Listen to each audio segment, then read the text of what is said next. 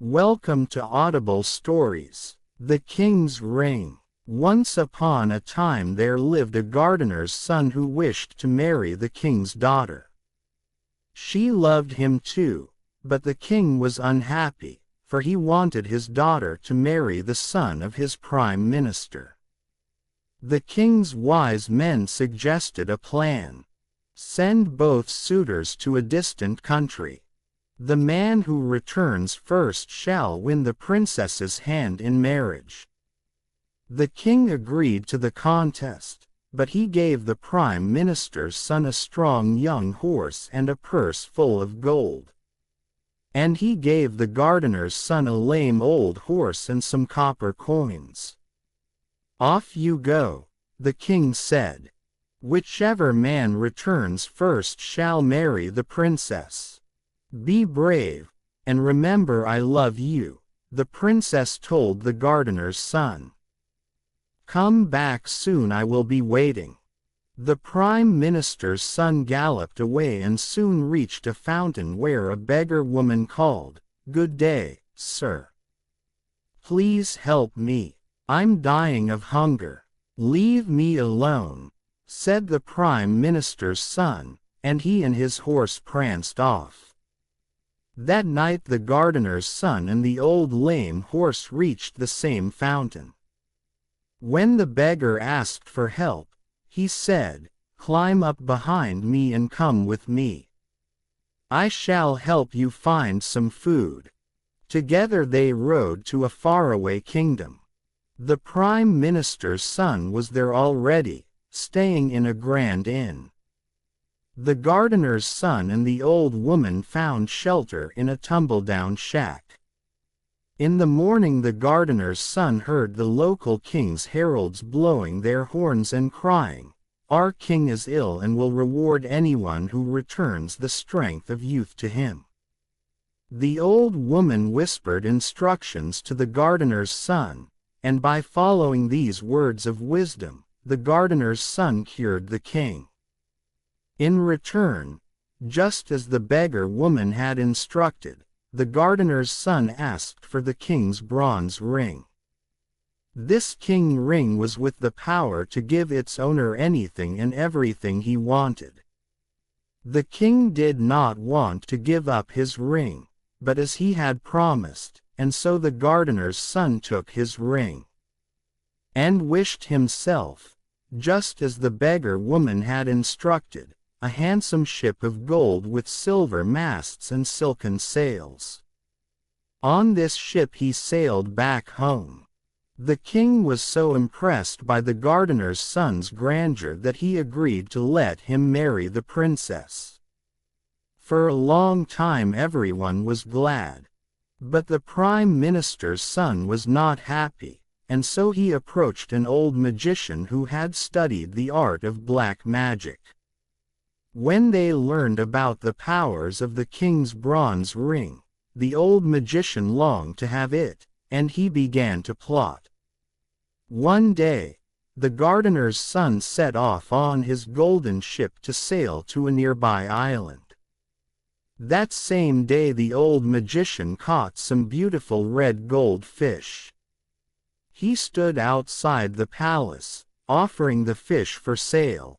"I must have those," said the princess when she saw the beautiful red gold fish.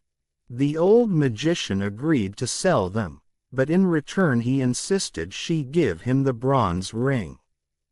The princess, not knowing the power of the ring, gave it away, and as soon as the old magician had it in his hand, he said, "O bronze ring, turn the golden ship to rickety wood, the crew to sickly men, and the cargo to black cats." As instructed by the minister's son, the bronze ring obeyed, and a moment later the gardener's son was adrift on a rickety wooden boat with a sickly crew and a cargo of cats. He knew his ring had been stolen, but he was helpless, and for months he drifted from island to island with nothing to sell, and no way home. At long last he reached an island inhabited by mice. The queen of the mice, seeing the black cats, called an urgent meeting, and she sent her mice ministers to beg the ship's captain to leave the island immediately. The gardener's son saw an opportunity here.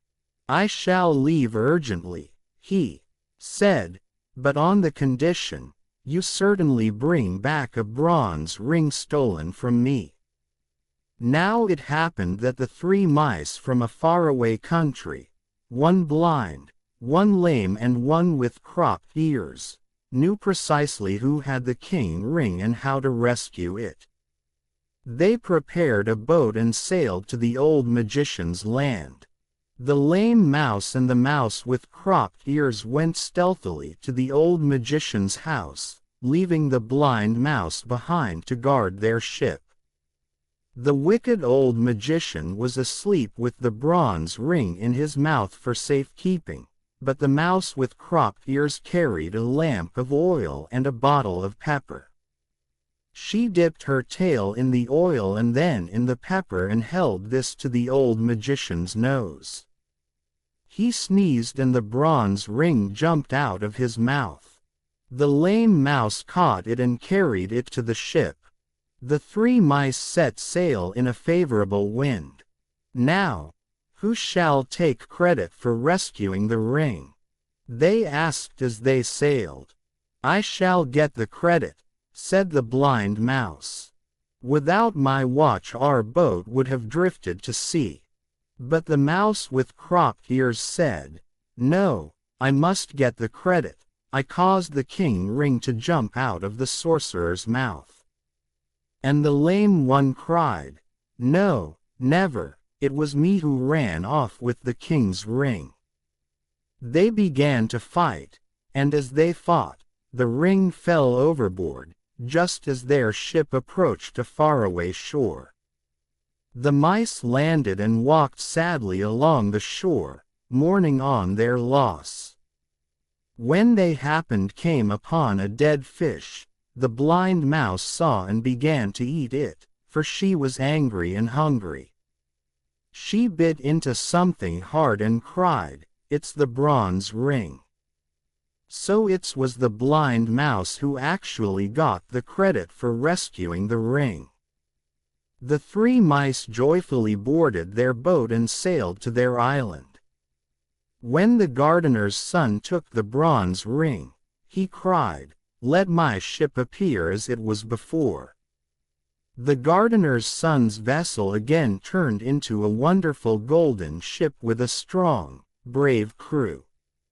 They and the three mice all set sail for home where they lived happily ever after, and he allowed the blind mouse to safeguard the king's bronze ring. If you like the story, please do like, share and subscribe. Thank you for listening.